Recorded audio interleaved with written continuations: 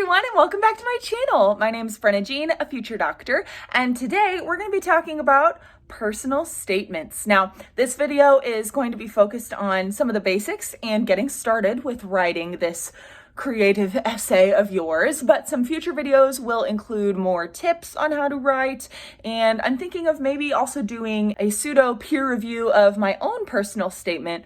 So this is all for your guys' benefit. I know that this part of the application for medical school can be really tough for some people, so having a bunch of guidance is really helpful. At least it would have been really helpful for me. So without further ado, let's jump right into personal statement, getting started.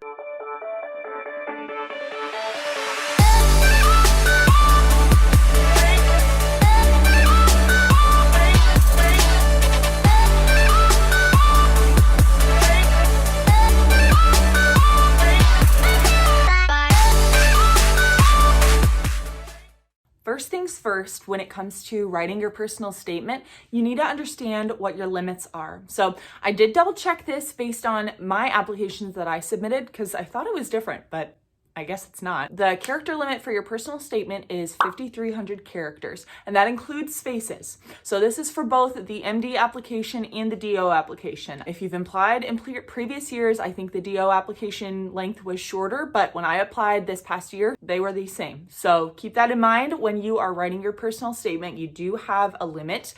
Just use word count type things to keep track of the length of your personal statement. Now, within the application itself, there is a prompt for the MD application. It's use the space provided to explain why you want to go to medical school. Now, I couldn't actually find a prompt for the DO applications, but basically it's the same. You really are just explaining why you want to go into medicine. Really, it should be showing your passion for medicine, why you're going to medical school versus a different type of health profession. And if you are catering your personal statement to MD versus DO, then in DO, you'd also want to include why osteopathic versus allopathic medicine. At least that's a recommendation I heard. I had the same one for both, so do what you want. Something I highly recommend before you even get started writing is to look at some other examples. I took a course when I was in college all about pre-med prepping. It was like a biology course, but it was basically a pre-med planning seminar. And in that seminar, we spent a good chunk of time reviewing other personal statements. So it gave you a good idea as far as what the personal statement is, how other people chose to write it. And in the samples that we were looking at, they had other reviews by admissions officers at different schools. So not only did you get to read the actual statement, the essay, you also got to see feedback from people at medical schools who were trying to decide whether or not to take this person on to the next level of interviews and whatnot or not. So if you have a class like that at your school, I highly recommend that you take it. If you don't, I'm sure that there's online resources where they do reviews of personal statements as well. So again, highly recommend that you do that, especially if you've never really had to write a personal statement before. If you want to get a better idea of the type of thing that you should be writing, not to copy. Let's be very clear about this. You are not copying somebody else's, you are getting ideas. Don't plagiarize. Another thing I recommend, if you haven't heard of it already or haven't looked at it, is the AAMC's core competencies list. This is a list of 15 skills that they recommend everyone entering the medical profession should have.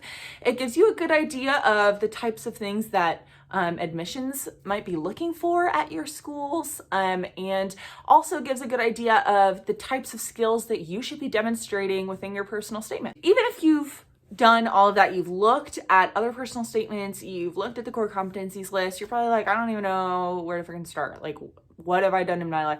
Maybe you're like me and you're like, I decided to go into medicine like 2 minutes ago. I don't have some life-changing story. Or maybe you do have a life-changing story. Great. But regardless of if you think you have the story that you're going to use or not, you should do some brainstorming. So anything and everything that you think could potentially work itself into your personal statement, write it down. This can start as a list. So for me, it started as a list of things that inspired me. So organizations I was involved in, leadership roles that I had, volunteering that I did, work that I did, weird stories from my childhood that could possibly be related to medicine, anything and everything. I just wrote it down. It was like a bullet point list.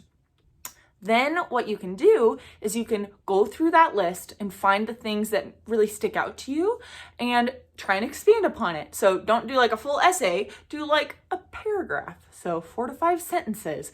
And maybe a few different types of paragraphs on the same story.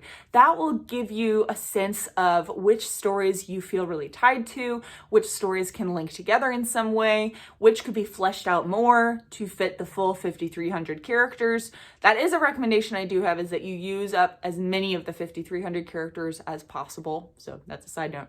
But that way, by breaking it down, first of all, into all of the ideas that you have, and then expanding on the ideas that you're passionate about, it's a really good organic way to try and build the stories that will eventually become part of your personal statement. Another thing I want to mention for brainstorming is ask your family, friends, advisors. They might have other stories that you haven't even thought of. If you haven't seen the TED Talk for the lollipop moment, I highly recommend you go and watch it. This is a moment that for you was a blink of the eye, you don't even remember, but for someone else, it totally changed their life.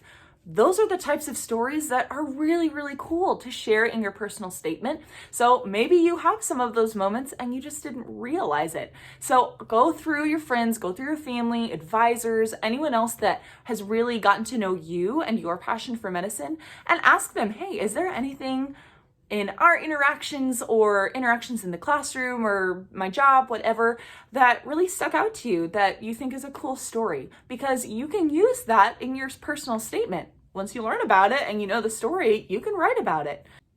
I do have a few things to keep in mind when it comes to these ideas that you're using. First of all, remember your personal statement is really an opportunity for admissions to hear you and your voice. So it should be something that's relatively attention grabbing in some way. Now, what that means to you is obviously very different than what it means to me. Personal statement is meant to be individualized and really, really cater to you and your character, your personality. But whatever attention grabbing means to you, just keep that in mind. You want to be someone that is memorable in some way when people are reading through, thousands of applications. You also don't want this to be just a list of titles and positions. Dude, there's a part of your application for that. Don't use this as another resume lister. Don't use this as a class lister. If you had some grade that you're really upset about and you really, really feel like you need to explain it in your personal statement, I guess you can, but really it shouldn't be focused on things that admissions already sees somewhere else. So if they already see your grades, they already see your titles, they already see your honors and achievements, unless there's some special story wrapped around that, don't just list those again, because then they're not learning something new about you. Also, keep in mind that your personal statement isn't the only essay that you're going to be writing throughout the course of your application process. Lots of schools are default, you automatically get a secondary, and that has more essay questions on it that are either specific to the school, have a specific question about a situation that you were in. So while you're writing, if you have a story that you're like, this doesn't really work for my personal statement, save that, because you might end up using it later for your secondaries. So just save everything. Use it in your secondaries, and just know that you're going to have more opportunities to explain other stories that you find relevant through your secondary essays. Okay. Anyway, that's all I have for today. Hopefully this getting started video was enough to get you started on your personal statement. Yes, you should get started. I know it's only like January, early February when I post this, I don't know. Guess what? It comes up quick, especially if you're in school or you're working. Nobody loves to write unless you're a writer. If you're a writer, good for you. But if you're like me, it's really hard to write. Anyway, I hope this video was helpful. Get started on your personal statement. Be on the lookout for my next few videos coming out, all aimed to help you write this piece of your application. And until next time, like this video if you liked what you saw today, subscribe to my channel to see more just like this. And of course, follow me on Instagram if you want to see more content from me. It's @BrennaJ_Future_Doc. I so enjoyed talking to you guys today, and I will see you next time. Bye!